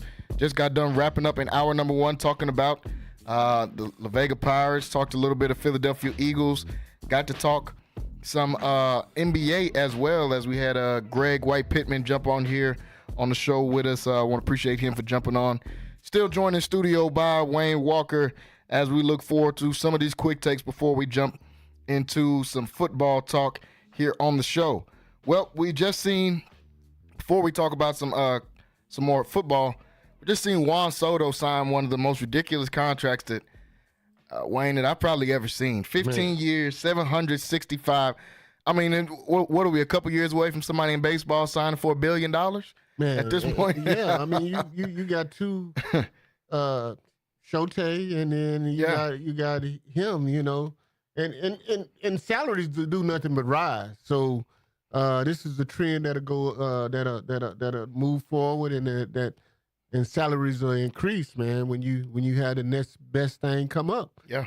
But man, I should have been playing baseball, man. I should have put everything I had into baseball, man. I mean, I played in high school, but man, I didn't want to take it any farther. But baseball, man, that's where the money is. That's who's getting paid, man. I mean, and those are guaranteed contracts. Guaranteed. So you take that, man, and that's what it is. Baseball is where it's at, man. Guaranteed money. You have not lied about that. 15 years, $765 million to go to the rival team where he just playing. He didn't spend a lot of time on the Yankees, but they lost late in the year, and he went over to the rival team, to the New York Mets, and I mean he got his money. Can't nobody disagree with. No. Like you just said in the last hour, you get paid that kind of money. It don't matter where you send me to play. It could be the Mets. Man. It could be anywhere. You can send me to Mexico and go play. $765. $65 million. I mean, that's a lot of money. You're running up on a bill after next. I think that's the only thing we're left to see at this point in MLB. Probably 4 or 5 years away from seeing somebody make $1 billion, sign for their first $1 billion contract in sports. I mean, it's pretty crazy to be able to say that. And Juan Soto gets paid, one of the premier free agents of this free agency in MLB. Before we go over to some football, I want to talk a little bit of basketball. Number one player in the nation in high school, A.J. DeBansta, signed to BYU as number one player out there. First time ever signed the number one player in basketball. Signs to BYU. Now, I'll bring this up because I think there's a little bit of tampering going on. With NIL being out there, there's tampering is to a whole nother level. It's to a completely different level. But A.J. DeBansta is number one player in the nation, been the number one player in this class for a few years now. He was at Prolific Prep, which is in California, which is one of the best prep schools in high school basketball. And for his senior year, he decided to leave there and go to Utah Prep over in Utah. People say, that's kind of strange. You leave one of the best high schools in the nation to go to a small school in Utah. Does that. Everybody think that's strange. Now, this whole time he's been doing my top 5, my top 10 schools, kept seeing BYU in there. I'm like, man, why would he be? When I start seeing a random school in there compared to Kansas and Duke, I start seeing a random school in there. I'm thinking, okay, maybe this is where this dude is going. Because why in the world would you have North Carolina, Duke, Kansas, Kentucky, BYU? It's just the only one of those don't fit there. Ends up signing to BYU now, and it gets you thinking like, okay, how long have they been recruiting this dude? He leaves a school in California and comes to a school in Utah. It's not like Utah's a basketball state. It comes to Utah out of nowhere, and now he's signing to BYU, one of the only colleges in Utah, signs to BYU, and it gets you thinking, like, is this some type of plan by BYU? And then I almost get to thinking, is this some type of plan by the Utah Jazz, who are tanking? And I'm thinking, okay, maybe we'll get this dude in the pipeline from high school. He'll stay up here in BYU, and then all of a sudden in the next year's draft, we see Utah, which they're currently one of the worst teams in the league right now, losing, and they get an A.J. DeBansta. It just makes me start thinking: are we creeping up on a whole nother level of tampering that we haven't seen before? It's only going to get worse. You just think about it. The NIL has changed the playing field in every sport in college basketball. Yeah. I mean, in college sports. Man, you think, Danny Ainge, one of those guys that they say probably has his hands on a little part of this. Yeah. And then you like you said, you kept seeing BYU in his choices. Mm-hmm. And so when you see a BYU, like you say, and you compare it to Kansas, and you compare it to all of the big schools, Ohio State, Kentucky, all these, it's hard to turn down schools like that and end up at a BYU. But what levels the playing field is when someone to come out and say, well, this is what we can give you. We can give you, you can come and make $30 million. And I heard that his family is kind of on the poverty level, kind of, in that situation. So when you throw that type of money into a family and say, hey, we can move you from here to here, and we can take care of your son and your family, and you can have this and that. Man, it changes changes the playing field, and I think that's what kind of happened. We don't know for sure, but man, it sure is fishy that it looked like a big recruit like that would end up at BYU. Yeah, after leaving where he was from. See, and like you said, I think his family, he's been kind of the breadwinner is what it looks like in my eyes, and his family, because they're from Massachusetts. That's where he played. He was born out there in Massachusetts. He started out playing for St. Sebastian in Massachusetts. Then he goes over to Prolific Prep in California. Then he gets from Prolific Prep over to Utah to playing for Utah Prep. And see, and when you talk about prep schools, these are the prep schools that you have rich kids that go there and they pay their tuition. But if you're an athlete, you can go there and you can get a scholarship. You're on scholarship, Yeah. And you have these doctors and lawyers and these big boosters of these schools say, hey, we want this guy to come out and play. So we're going to move his family here and his family can work. We'll get him jobs and we'll get him a house and we can do all of this for him. Well, that's what big-time prep schools do. And I'm sure that's what happened in this situation. Yeah. Like I say, I'm not for sure, but pretty positive. Yeah. That's what happened. It looks like a duck and quacks like a duck. And right. It ain't a chicken. So he's at BYU now, or he'll be heading to BYU probably this next semester coming up. He'll go out there and be out there with them at BYU. And BYU's in the Big 12 now, so he's going to get a chance to play. I think that's probably the best basketball conference is the Big 12. You think about it, Kansas, Baylor's got a good team every single year. And U of H was one of the top schools in the nation last year. West Virginia. Cincinnati. So he's going to get a chance to play top competition. So I ain't shocked that he's coming to. Iowa State is a top 10 team in the nation right now. So Big 12 is really good basketball. So not shocked that he's coming there. Just a little shocked that it ended up being at BYU. So to stick in college sports a little bit, the news has come out yesterday and today. Everybody's been talking about it of what I consider the greatest NFL coach of all time. Bill Belichick is heading to the college ranks to coach at his dad's former alma mater, where he coached at North Carolina, and he's headed down there. And I didn't know exactly what to think of him heading to college because he doesn't fit what you think of to be a college coach, especially not this stage in his career. He's 72 years old, now heading down to college for the first time. What was your thoughts when you seen this news come out about Bill Belichick? Well, it didn't make sense to me, first of all. You fired Mac Brown, who's an old coach, to bring in Bill Belichick, who is just about the same age, and then bringing in a guy that doesn't have any college experience coaching any college type of football. A big name hire, guy who won Super Bowls, and I don't see why. I don't see why. And I think the reason why he wanted to do it is because he wasn't getting a lot of interest in the NFL. Yeah.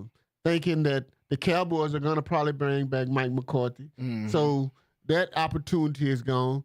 You don't want to take him to, you don't want to, when you talk about Chicago, you want a guy like Ben Johnson, who's probably at the front of the list on all hires as far as NFL assistants or whatever. Mm-hmm. So the first opportunity, you got Mike Vrabel. Yeah. You got guys like that that's out there. So he wasn't getting a lot of interest for one. So I think that you just kind of take what you can get and you kind of go with it. So that opportunity presented itself, and I think he was smart for going ahead and going to North Carolina for himself. Mm-hmm. Go to Chapel Hill. This is opportunity because I don't know if he would have got back in the NFL. Yeah, the Dallas Cowboys would have been the perfect situation if you wanted to do something. But like I said, it looked like they're bringing back McCarthy, so that opportunity is gone. And if you Chicago, you got a young quarterback. You want a great offensive mind to come and work with him when you had the number one pick. And all of these teams are looking for guys that have these offensive mindsets. Yeah. So. And that's got a lot of years in front of him. We don't know how many years Bill has in front of him as far as coaching. And you want somebody to be there with Caleb Williams to potentially set, a 8-10 year run going on, similar to Belichick and Brady, or similar to some of these other coaching quarterback, a Roethlisberger and Tomlin type of thing. Like, you want somebody that can build with this guy going forward, not necessarily, hey, he might only coach a couple of years. And I don't think he wanted to get denied again. He got denied last year. He interviewed for that Atlanta job, and they went with Raheem Morris. He interviewed for, I forget what the other job was, but it's 2 jobs he interviewed for that they ended up going in a different direction. So I don't think he wanted to have to go through that again. Like you said, Cowboys might bring back McCarthy. So that situation looked like it already kind of started to fizzle out. And I guess he's going to give a shot at the coach ranks. I seen a story that could have just been a rumor. I'm not sure. I know he's bringing his son on the staff, but I seen a story that, like I said, could just be a rumor that part of the stipulations of it coming was that his son can be the next coach at North Carolina. And if that is a true thing, then I could see that being more of a reason because you want to set your son up, who was the defensive coordinator for the Washington Huskies, I think, this last year.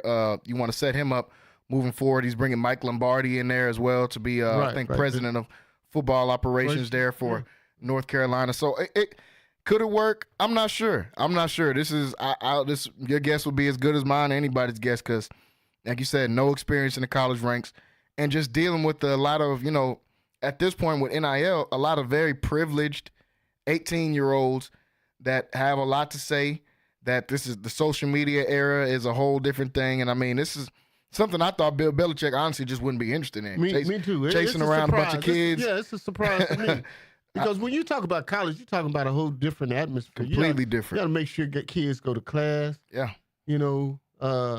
But when you're you got to make sure everybody's passing. You have a set of standards that you have to adhere to. Mm-hmm. But when you talk about the NFL, it's grown men. Yeah. You coming to work. Yeah. I'm the boss. Or else, because we'll just cut you. Right. Go home. You can't necessarily just cut a kid in the middle of the semester. Right. You can bench him. Right. But you can't just be like, hey, you go home because you didn't play good this weekend. You got scholarships to deal with. You got recruiting. You got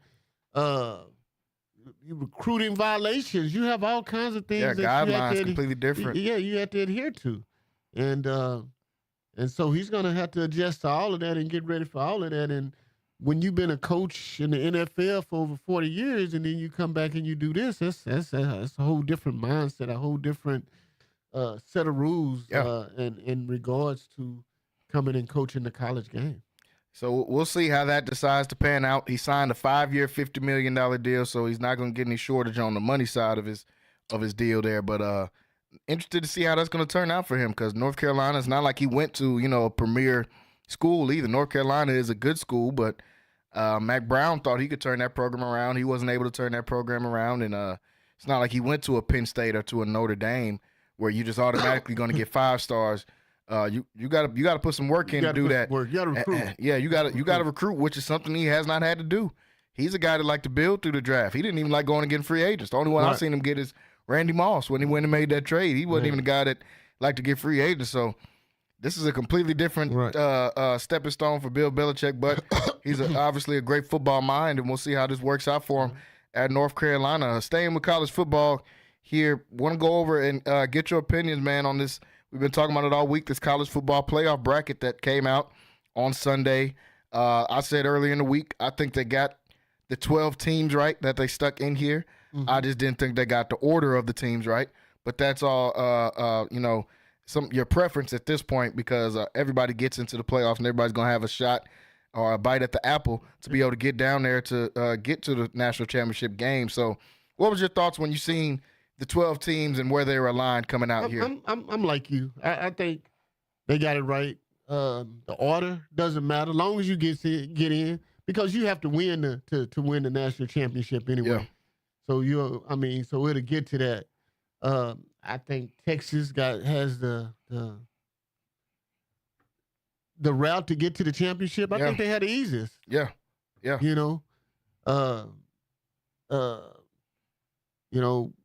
But I think they got it right. I think we'll see some great matchups. You'll see teams that has already played each other that'll probably come into play, which kind of makes it kind of boring. But still, you got the best 12 teams in the country. Everybody's talking about Alabama to get in. Alabama lost 3 games. Alabama don't deserve to get in. And we talked about it all year about how the SEC beat up on each other and knocked each other out of it. Yeah. And now what you got, Georgia, Tennessee, and Texas are the only surviving schools that are in it. But man, it's gonna be interesting. I mean, you some of these teams play at home, and I think home field advantage is gonna help some teams. And then you have some of these teams that's gonna like SMU that's gonna have to go on the road and play in some cold weather places, man. It's gonna be tough. It's gonna be tough. It's a different environment for a lot of teams. Yeah, and then you go playing when you go playing at Horseshoe and it's 100,000 people, man. That's a tough. Man, that's different. I seen the guy from Tennessee come out, I think this morning or yesterday, and say that hey, the Horseshoe ain't louder than none of the places down here in the SEC. SEC gets pretty loud. I'm like, man, I don't know if somebody told him or not. Ohio State, I think that's the second or third or first biggest stadium in college football. Yeah. I mean, it's a whole nother thing going out there. It's when you talk about fans and you talk about going places. I just remember in college going to Arkansas and it's not a seat in the house and it's packed. I remember going to play against Miami, and they were the number one team in the nation, and it was packed. And we're in the Orange Bowl at the time playing, and it's packed. Man, it's that atmosphere is just hard to. Especially if you haven't been in it. Yeah, if you haven't been in it, and it's tough. And weather, like you brought up, you said that for SMU, but Tennessee's going to get the same thing. Yeah. I know it gets cold in Tennessee. I've been out there when it's cold in Tennessee before, but that Ohio, those Great Lakes are right there. Right. I think that cold is a whole different type of cold. And we're talking about it in December. Yeah. Teams are not used to playing in December. We're not used to extending it. When you play during this time, it's bowl games, and then you going to play in Arizona, or you going to Nevada, or you going to California, Miami, and you going to some hot weather, or you're going to a dome stadium. Now you get to go play in the elements. You get to go see what it's like to play in December, and that's going to change the elements of some of these games.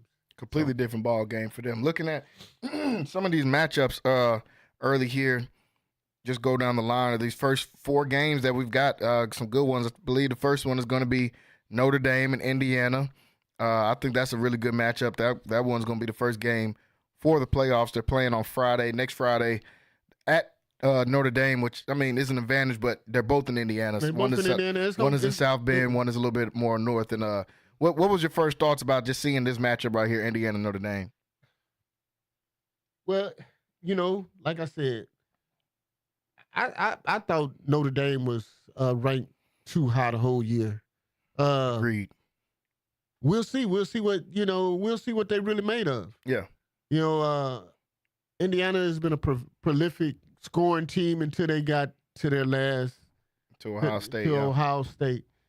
But they played in a tough conference. Yeah. So we'll see what happens. I think Indiana can beat Notre Dame. See, and that's what I was saying Tuesday. I had Rocky on here, and he was saying he's not a fan of Indiana at all. He didn't even want them to make the playoffs. And I was saying that, they've got Kurt Cinetti made some decent points when they talked about where he was ranked. He said, we got the biggest margin of victory. Only team we lost to was an Ohio State team on the road. That was the number 2 team in the country. When Oregon lost to them, they were when Oregon beat them, Oregon was at home. When Penn State played them, Penn State was at home. Right. Indiana had to go to the Horseshoe and play them, and they lost against that team. Outside of that, they got the biggest margin of victory in college football out of Power 4 schools. I think they can right the ship. I think so, too. And I think they can beat Notre Dame. If they can score, I just don't see Notre Dame putting up. If they can go out and score 30, over 30, I just don't see Notre Dame as this high-powered offensive team. No. So, I mean, if you put the pressure on Notre Dame to make them pass and you get ahead of them, and I think they can beat them. Make them throw the football. And that's my pick. And make them throw the football. I like Indiana in this game, too. I like them in this game, even though they're playing at Notre Dame. Like I said, that's in Indiana. They're just traveling down the highway some to go down there to South Bend.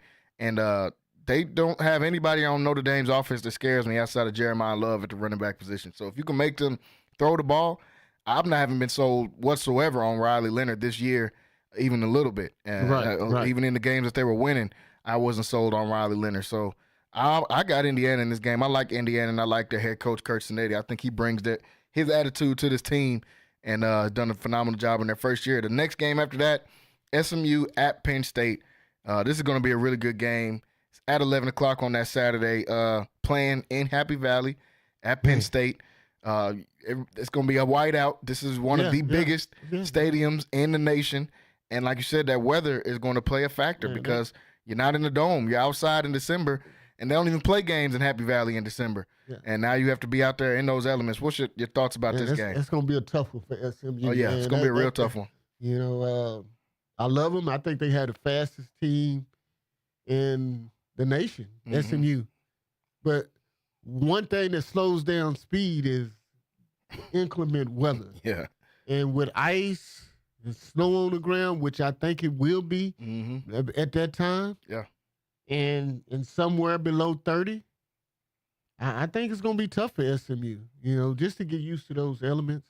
But hey, I'm telling you who I'm pulling for. I'm pulling for SMU. Yeah. You know, a foe at the old Southwest Conference, the team I played against. But I'm going to pick Penn State, and I think Penn State is going to win this game. Yeah, Penn State's a 9-point favorite in this one. I got Penn State winning, too. I'm rooting for SMU, but with them playing, if it was on a neutral field, I might pick differently because I'm just like people say Indiana hasn't played anybody. Penn State ain't played anybody either. Yeah. And the teams they played, they lost to. They played Ohio State and they played Oregon. They lost to both of them. So they haven't played anybody either. But with it being in that cold weather, and you know, I know it's a little bit chilly outside right now for our listeners that's listening in Central Texas area, but it ain't chilly like it is in Pennsylvania right now. It's cold in SMU in Highland Park up there where SMU is at, but it ain't that type of cold out there. I think that's gonna change up. And most of these kids on SMU are from Texas. It's not like it's a big mixture of kids. Probably 60. I probably say 60 to 70% of their roster is from Texas. When you go up north, northeast, it's a different culture. Yeah. Man. It's a different, and ask me because I know, man. I'm telling you, I played in Canada for 6 years. Yeah. And when it's December, up that way, man, it's cold. It's cold. It's a whole different element, man. That you don't even want to experience. Man. Like seriously. Yeah, I've been up there, not in December, but I've been up there when it starts to get cold in that area, and it's cold. It's a different type of cold. I went to New York one time, actually the only time I've been in New York, and it was just turned March. It's the beginning of March. It's snow on the ground. Right. I'm like, that wind got to blow on us. We don't have wind anything like this in Texas. That's a completely different gust of wind than what we get in Texas. Exactly. It's like when I got up there, you know, like when it snowed here, you know, they shut everything down and they close everything. And I'm like, well, it ought to be closed tomorrow. School ought to be closed. Yeah. This ought to be closed. It's none of that. It's everything. Everybody's right outside. Everything's a go, you know. That cold is definitely going to play a factor in that game. And hopefully it doesn't snow too much and they'll get at least clear skies because the cold ain't going anywhere. The next game is Texas playing Clemson, the rematch of the 2020 state championship game, a game that I watched where the two top quarterbacks in the nation were Quinn Ewers and Cade Klubnik. Cade Klubnik, they just won two state championships in a row at Westlake. Quinn Ewers was undefeated up there at South Lake Carroll, and Cade Klubnik ended up winning that game, and Westlake went on to win their third straight state title in a row. But it's different teams this time. This ain't Westlake and South Lake. This is Texas versus Clemson, and Clemson's coming down to UT to take this game on.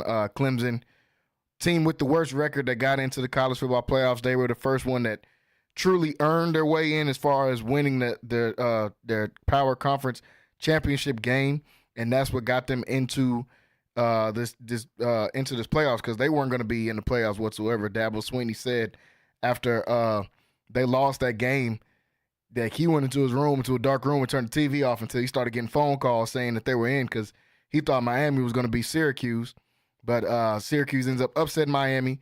He gets into the conference championship game, and then they beat SMU in a crazy game, a game that I thought SMU kind of they didn't get robbed out of because they were on the field, but I thought Kevin Jennings and the way he was playing, they got robbed out of that because they came back and tied that game up with 8 seconds, and their special teams just completely let them down by letting them get a 60-yard return on the kickoff, and they end up getting one play off and kicking the field goal to win it. But Clemson and Texas in this game. Texas is an 11-point favorite. I got Texas in this game, winning this one pretty easily. There's honestly nobody on Clemson's offense to be scared of. Cade Klubnik has been playing better throughout the end of the year, but their best player on offense is an 18-year-old that's from Texas, by the way. He's from Midlothian, and Brian Wesco out there playing receiver for him. He's their best player, but, man, he's 18 years old, and he's 170 pounds, and he's playing against the best DB room probably in the nation when they're playing Texas. So I think this is going to be a pretty easy win for Texas on that game. Yeah, me too. I think Texas will dominate it on the defensive line, man.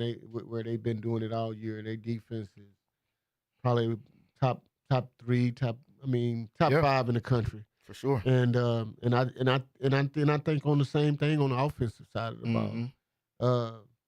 Texas have been having a problem scoring the ball late, but I think they can run it down their throats. I think they can control the clock, and they can play defense, and I think they'll win this game, like you say. And I think it'll be more than 14 points. Yeah, same. I see them winning by a few touchdowns in this game because Clemson, they've got a decent defense, but their offense is just not – they're not getting it done. They scored those points against SMU, but this SMU defense – I mean, Texas defense ain't SMU's defense. Right. And SMU in that second half pretty much shut out Clemson from scoring for almost the whole rest of the game in that second half. So this is a whole different beast when they're taking on Texas. So I like them winning out. This is a get-right game for Quinn Ewers, in my opinion. If you want to be able to make a run with Quinn Ewers as a quarterback, this has got to be a get-right game for Quinn Ewers, and he's got to come out in this game, in my opinion, and throw for 250-plus against this Clemson team in order for him to get back into that mindset of winning, because their offense has been stagnant the last couple of weeks when they played A&M and when they just lost against Georgia. So he's got to get back in rhythm for them to be able to go on a run in this playoffs, which I think they can do. Like you said, they got the great side of the bracket. They're getting and they put them on that side of the bracket for a reason. They get Clemson, and then in the second round they play Arizona State, which is a good team, but Texas is just they're more talented than them at every single position on the field. So they're setting them up so they can get to that Cotton Bowl Classic in the third round of the playoffs in the semifinals, because that's what they'll be playing as the Cotton Bowl, and they know they're gonna sell that thing out in 5 minutes. As soon as the tickets go up, it's gonna be sold out up there for Texas. So they got Clemson, and the last game of that night would be Ohio State versus Tennessee, which I think is gonna be the best game of this slate. Tennessee playing at Ohio State, like you said, at the Horseshoe. Inclement weather is definitely gonna be a factor. You're playing in Ohio. I think it's almost always inclement weather whenever you're playing in Ohio this time of year. We just seen it happen with the Browns and the Steelers a couple of weeks ago. And Tennessee team led by their freshman quarterback's been playing good football all year. Got good running backs, and the defense is phenomenal. One of the best defenses in the nation. Taking on an Ohio State team that's probably the most talented, or right up there with the most talented team in the nation. They just haven't been able to put the pieces together with guys like Will Howard at the quarterback position. But they've got two of the top 10 running backs, in my opinion, in the nation on the team, with Quinshawn Judkins and Travion Henderson. They got the top receiver, who's a freshman, and Jeremiah Smith out there to go along with Mbuka and to go along with Carnell Tate, all 5-star guys at the receiver position. Jack Sawyer on defense, Caleb Downs on defense. All of these guys out there, super talented, but can they put it together? That's been their question all year long, taking on a super tough Tennessee team. Ohio State's a 7.5-point favorite. What's your thoughts on this one? I'm taking Ohio State, especially at home. And I think Ryan Day is playing for his job. He's going to have to get to the national championship game or probably win it. They got the best roster the best roster that money can buy. Yeah. So you have to go out and you have to prove yourself. But I think they have superior talent. Tennessee is no slouch either. They come from the SEC. So it's going to be a great ball game. Like you said, I think this is the best ball game of all. And for Ohio State to draw that, that's I know it's tough on them, but they playing at home. And like I said, just to get in the tournament, you have to win to keep playing. So regardless if you got to bye or regardless if you have to play, you have to win. Yeah. And you're going to have to play eventually. So, but I think Ohio State gets in. I think Ohio State would beat Tennessee. I think I agree. I think that's where we'll end up at. Yeah, I agree. I like them on the points too with the 7.5. I think Ohio State's going to cover on that. And them playing at home, I think they're going to be good because they play good at home all year long outside of that Michigan game. And then, like you said, Ryan Day, he's coaching for his life right now. Yeah. This is his job is on the line. If he loses this game, he's gonna have to go to a lower Power 4 school or to a Group of 5 school, honestly, because he has underachieved, honestly, at his time since he took over for Urban Meyer after they won that Natty. And what was that, 2015 with Zeke Elliott and Michael Thomas and all those boys out there. They've underachieved every year since then. They've expanded the college football playoffs. Now you're getting more shots at getting to this national championship. He's got to go out there and deliver for his team, and I expect him to deliver at least that night against Tennessee. So that is the matchups for the college football playoffs. Super excited to be able to watch that, and we'll break it down more in detail next week as we get closer to those games. First game is SMU next week, so we'll be ready. Or Indiana and Notre Dame is the first one next week. That game is on next Friday, so we're getting ready for those. Want to switch over to some NFL football while we got a few minutes left here on the show, and started by doing my NFL top 5, the list we put out week in and week out.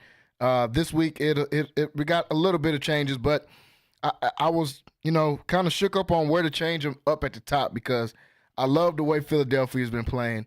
I love the way that Detroit has been playing football, but with this noise coming out with Philadelphia, man, I didn't know where to rank this team at this point. They're still playing good, but we've seen this exact same team, almost same roster, outside of Saquon, fall apart because of some of these internal issues. But I'll go ahead and start at the bottom of it first with my number 5 team. At number 5, I got the Buffalo Bills. They take a tough loss to a Los Angeles Rams team that the Rams, I said this earlier on in the week, when Cooper Kupp is healthy and Puka Nacua is healthy, Kyron Williams and Matt Stafford, that is an offense that nobody wants to play in the entire league. And they showed it against this Buffalo team. Buffalo dropped the game in that, but I still have to drop Buffalo a little bit for that. I had them at 4 last week, dropping down to 5 after losing that game because you're still one of the top teams in the league. You're expected to come out and get a win against that team, but I get it because, like I said, the Rams, when that offense is healthy, man, this team can beat anybody. Puka Nacua, Cooper Kupp, and Matt Stafford is a scary sight. And they got a test this week. They got Detroit coming up. So Buffalo's got a real deal test coming up this week on the Detroit game. A lot of good games on this slate, too, for this NFL Sunday. At my number 4 spot, I got to move in the team that, Wayne, you had last week in the Minnesota Vikings. Man, they're just playing really good football. Everybody's been waiting for Minnesota to fall off, even when they lost those 2 games back-to-back in the middle of the season, one of them being to that Rams team that we just talked about, other one being to Detroit, who we all see as one of the best teams in the league. But they lose those 2 games. Then they run off another 6-game winning streak after starting the year on a 6-game winning streak. So I love this Minnesota team. Sam Darnold is playing his way into his pockets are getting bigger and bigger each week when he comes out here and delivers these good games. They smacked the Atlanta Falcons last week. Kirk Cousins still underachieving right now for the Atlanta Falcons. I think now he's thrown 0 touchdowns in the last 4 weeks, and I think 8 picks in the last 4 weeks. But that's a whole nother story with the Atlanta Falcons and how they've fallen apart after being in first place in that NFC South. But at 4, I got the Minnesota Vikings. At 3, and I had them at this spot last week. It's the Kansas City Chiefs. I still got them at 3 right now. I think they did go out there and get a tough win against the Los Angeles Chargers on Sunday Night Football. Chargers, a team that I think is really good too. But once again, it's like here comes the Buffalo Wild Wings stuff, man. Somebody pushing the button, they get all the way down the field, and then they hit a ball off the uprights that goes in at the last second. I'm like, man, I don't know if luck is real or not, but if anybody can have some luck in the NFL, these Kansas City Chiefs, man, it seems like week in and week out, it comes down to the last possession of the game, and it's going to be something crazy every single time. And this time, a kick that goes off the uprights and bounces in by the last second, gets in, and they come out with a win. But the Chiefs, still the Chiefs. They're still 12-1. Still got Patrick Mahomes. They win another division title in the AFC West once again. At this point, it's similar to the New England Patriots and how many they ran off in the AFC East, how many division titles they ran off. Because I think at this point, it's 7 or 8 division titles in a row for the Kansas City Chiefs under Andy Reid now. So they're still playing great football, even though I think, man, I'm still waiting on somebody to pull the rug from out underneath these dudes with how much luck they've been having. At number 2, I'm going to keep the Philadelphia Eagles there. I thought about moving them to 3 just because of the craziness that's been going on in their locker room, and I'm hoping that it doesn't deteriorate the locker room. It doesn't deteriorate the great season that they put together so far. Nick Sirianni has honestly done a great job and is not getting enough credit for the job he's doing with this Philadelphia team. They're sitting at 11-2. Like I said earlier in the show, I think Kellen Moore has learned from his mistakes in Dallas of, hey, we're not going to get too pass happy. I don't care who's getting mad. We're going to give Saquon the ball because he's a guaranteed 120 yards a game. He's got a chance to break the record this year as far as his rushing yards. He's already at 1,600, and they got about 4 games left. So Saquon's been playing phenomenal. They still got 2 Lamborghinis on the outside, in my opinion, with A.J. Brown and Devontae Smith. The defense has been playing great. We talked about Jalen Carter earlier in the year. I'm super high on him. And at number 1, I got the Detroit Lions. They come out, they take care of business once again, win again in a tough game against the Green Bay Packers. The Green Bay is another really good team. They just unfortunately stuck in the best division in football right now in the NFC North, but Green Bay is a really good team, and I love the way that they've been playing. And they proved it against the Detroit team. Detroit had to go out there and win that one. That wasn't a game they could just sit back and coast to a win. They had to go and win that, and we seen Dan Campbell with the 4th down call that was controversial, and everybody said, you should just kick a field goal right there. He said, we're going for the win. I'm not giving Jordan Love the ball back. He knows how his defense has been playing. Everybody's been saying these different things of he just loves to win, and that's true. He does like going for the win. But he knows how his defense has been playing, and he knows how number 10 on the other side has been throwing that football for Green Bay. So he said, hey, we're going for a win right here, and it paid off. They go for the win. They needed 1 yard. They got 6. They go out there and win the game. Jared Goff has another good game, 300 yards, 3 touchdowns in that game. I still got the dynamic running back duo out there. The defense is just still very questionable. And, Wayne, like you said all year, man, these injuries are unfortunately catching up to this Detroit team. And can they sustain it? Right now they're doing it. So right now I'm going to keep them as that number 1 spot because they've been playing some phenomenal football. But that's my top 5 list. Detroit 1, Philly 2, Kansas City 3, Minnesota 4, and Buffalo at the number 5 spot. Wayne, I'll let you go ahead and take off with your top 5 list. I like your list. Okay. You know. Okay. We vary in a few areas. You know, maybe not the same top 5 because in my number 5, I'm going with Pittsburgh. Okay, not mad at that. You know, like I said, they play a tough Philadelphia team this week, so that list will change with one of those teams. Yeah, for sure. So they are my number 5 team, and my number 4 team is going to be Minnesota. Minnesota's been getting it done all year. Sam Darnold, I had him in my top 5 last week as my 5th team. I think that they just keep getting it done, and they playing in the toughest division in football right now, and they gotta be.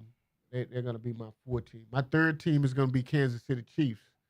Like you say, these guys, they just find a way to win every week, and that's what winners do. Winners find, and to be honest with you, you know they still world champs until Super Bowl comes around again, and we crown somebody else, which could be them. Yeah, you know we never know, but they're my number 3 team.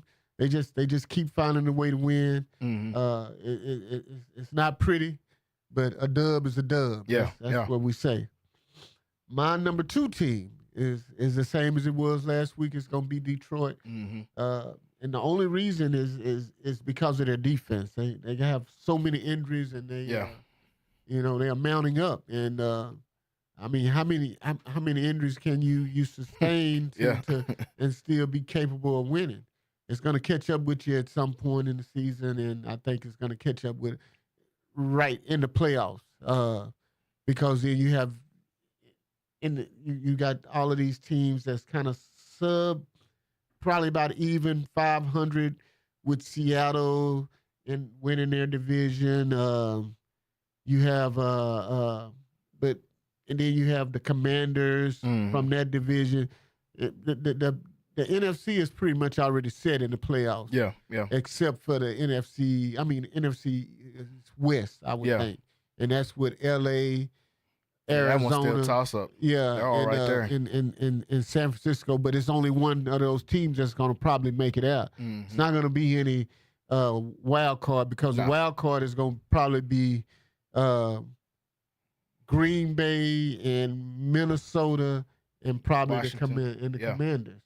So, and then you think about Tampa Bay and that division. It's still a toss up as well. But but my number one team is Philadelphia. Yep. You know, and I just think they're playing the best ball right now. And I know it's a lot of things that have come out this week. You know, a little controversy, but I think it brings them closer together. When you family, man, you hug and you make up, and it brings us closer together. But I think it's gonna make them a better ball club. Like you say, one or two things that come out of it. It can either hurt you, and both of them start with age. It can either help you or it can hurt you. Yeah, and I think it helps you. Yeah, okay. That's the only way it can go from there. One of those two, and I'm hoping it's like what you said. It helps them and propels them because we've already seen the other side of it last year. What it did to them last year made them fall apart. So hopefully everybody in that organization figured that out from last year. Yeah, and like Kyrell said in hour one, hey, they got Saquon this time. So while they're figuring it out, they got a real good Band-Aid. Yeah, exactly. I mean, like he said, and Kyrell made a great point. Last year they went out and they tried to force it to him. Mm-hmm. You know, when that controversy came up about him and Jalen, they went out and they tried to throw the ball to him. He tried to overcompensate and throw him the ball 10, 12 times. That's not the answer. When you're a football team, man, nothing matters more than just winning. Yeah. I don't care how you get it done. You can be mad all you want at the end of the day, but that's all that wins is the dub. Yeah. The dub. And I agree. You getting your paper, man. So hey, man, just think about and Jalen's getting his by handing it off. Yeah. AJ getting his by going down the field blocking. Saquon doing all the work. He running the ball, and the line is doing all the work. So let him work, man. And those things will be better for you when we talk about this time of year, December and January, because you play in an outdoor stadium. But when you get to if you have to go play in the NFC Championship game and you have to go to Detroit, if it all pans out to where it should, you have to go play in Detroit, then that's when you can pass the ball. Because then, you know, Detroit has a lot of injuries on defense. You know, they playing with guys off the street. Yeah. So now if you want to pass and stack up to run, you do that. Yeah. But right now, the only thing that matters is winning.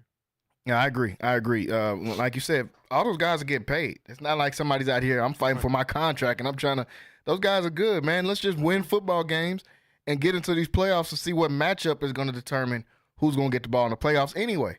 It don't matter what type of receiver you are in there. When Randy Moss or Tom Brady broke the record when they got in those playoffs, they had to run the football. Right. It wasn't time to force feed the ball to them. When Peyton Manning and them won in Denver at the end of his run, wasn't none of those top receivers getting the ball. Right, it was about running the ball and playing defense, and your matchups are going to determine what you're going to do. So we kind of have different top five, but we still about in the same. But mine is Philadelphia. My 2 is Detroit. My 3 is Kansas City.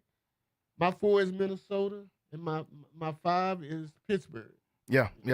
I like the list. Like you said, we got pretty much around the same teams, just vary on a couple different ones. But this is the time of the year where we know who those guys are, who the guys are in the league. And the pretenders, the pretenders, we've all got rid of all of them. Now we're talking about nothing but the contenders because all these teams are pretty much in the run for the playoffs and are probably in. They're all in. So these are contenders that we're talking about. So we got a couple minutes here left on the show. A couple games I wanted to ask you about before we get off here. One of them being Philadelphia team you were just talking about. You have Pittsburgh at your number 5 team. They play this weekend at a game at 3 o'clock. Right now, Philadelphia is a 5.5-point favorite. They're playing in Philadelphia in this game. Steelers been playing great football. Philly's been playing great football. Both these teams got a clash and meet in the middle. What do you think about this game on Sunday between Philly and Pittsburgh? This is my prediction.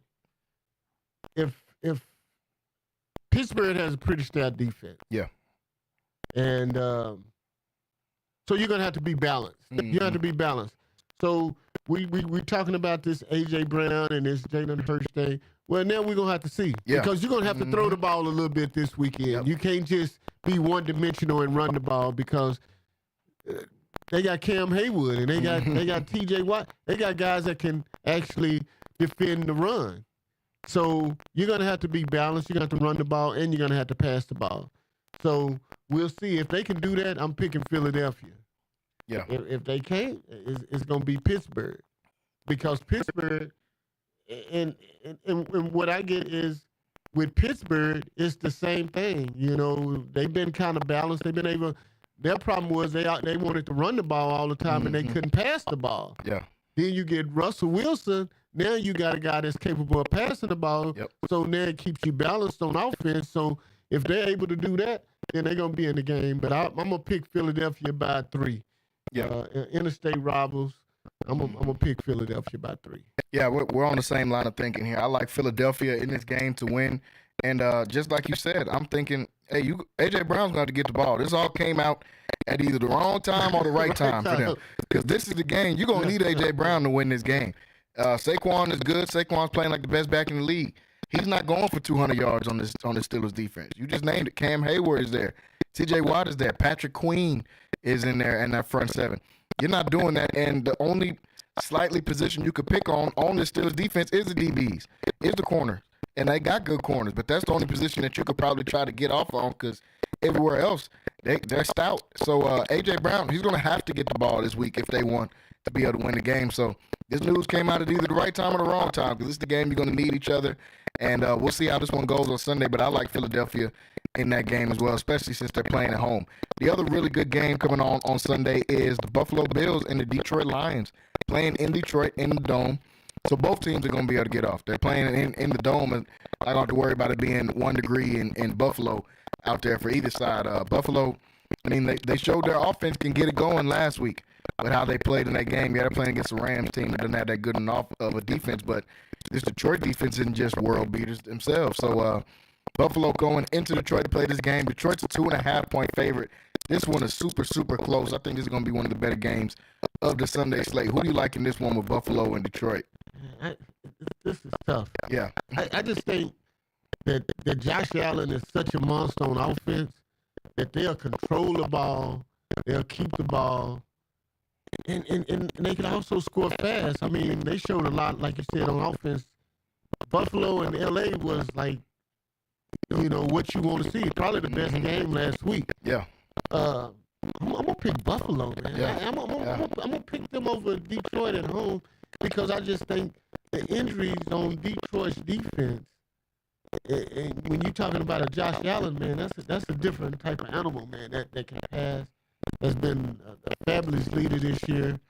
But he's doing it all because now you don't have the controversy on the outside where you have to throw these divas the ball. You don't have to. You got guys you can just mix it up and throw it wherever you want to, and then he can run the ball and he can do what he wants to. Then you got a running back. So with them being so multifaceted attack that they use with every receiver they use, he uses everything on the field. Everything. His legs, the running backs, and all the receivers and the tight ends. I just think they're going to be too much for Detroit's defense. I think they'll possess the ball, and they'll keep the ball for most of the game. And I think they'll beat them. I think Detroit can score, but I think Buffalo has a pretty decent defense that'll get a couple of stops that'll make the difference. Yeah, I think I'm agreeing with you. I like Buffalo in this game. I think Josh Allen, he's just in kill mode right now. The last few weeks, even though they lost last week, man, you can't play better than that as a quarterback. I think he was the first person in NFL history to throw for 3 touchdowns and rush for 3 touchdowns in the same game. So he's in 100% kill mode right now. And like you said, he's using everybody on the field. Nobody's out here getting 12, 13 catches on this team. He's getting the ball to every single player on this offense. Nobody's getting tired. No one's getting overworked. Even the running backs, they're switching them out. They found something in Ray Davis out of Kentucky as a rookie. He's a good backup behind James Cook in there, so now they can split up some of those carries with the backs. I think Buffalo is rolling right now, and I actually got them beating Detroit. Even though Detroit is at home, I think with it being in the Dome, like Buffalo was just playing in the Dome, we've seen what this offense can do in the Dome now. They just put up 42 points playing in the Dome. And Detroit's playing great football right now as well. But I think there were times last week where Green Bay could have beat them. I think it just came down to a couple of mistakes made by Green Bay, why Green Bay didn't beat them. So I like Buffalo in this game, and it's really just because of Josh Allen. I think he's the best player on the field when he gets out there, and they're not going to be able to stop him. Last game I want to ask about is the Sunday night game, Green Bay versus Seattle. This is a team Green Bay needs a win. They want to stay at the top of this wild card position in the NFC over the Commanders, kind of hovering right around the Vikings. They're in that tough division, playing against Seattle, who needs a win as well because the entire NFC West is on their heels right now. Everybody still got a chance to win that division, and they really, really need this win bad. I like Green Bay in this game, even though they're playing at Seattle in this one. Green Bay is a 2.5-point favorite. I will take them on those points. I think Seattle is just too up and down. The only thing I do like about Seattle is their defense has been playing phenomenal these last few weeks. Mm-hmm. They've stepped up in a huge way, and they are turning the football over.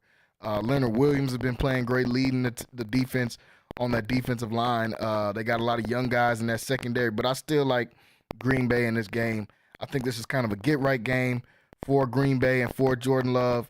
For this offense, Josh Jacobs been playing great. Jaden Reed and Christian Watson on the outside been playing great. And he's found something in Kraft at his tight end position too, and at the tight end position, and they've had a great connection over the last few weeks. So who do you got in this one, Green Bay versus Seattle? We both on the same page, man. I'm liking Green Bay. I like what they did offensively last week. Their offense is what kept them in the game and gave them a chance to win. Yeah, it was their defense that kind of let them down, but their offense, man, it was clicking on all cylinders, man. You all the assets that you got, like we said, you used them. Mm-hmm. And if Jordan Love don't turn over the ball, I think Green Bay will win the ball game, even like you say in Seattle, because if they got so much, and Josh Jacobs has been playing on another level lately, and that helps with his passing, that helps with protection, that helps with everything. But like I said, if Jordan Love doesn't turn over the ball, I think Green Bay going into a Seattle environment, a tough environment in Seattle, playing in front of the 12th man, I think they still can get a win if they go out and just ball out and don't turn the ball. Yeah, Green Bay was on a 3-game winning streak before they lost to Detroit in that super close game. Green Bay had a chance to go win it if they would have kicked that field goal at the end instead of going for the win, but Detroit ended up coming out with a win, so I like Green Bay in that game as well. Folks, we're out of time here today on the show. I want to thank everybody for tuning in with us. Tomorrow, La Vega football state semifinals. Make sure you guys are ready for that.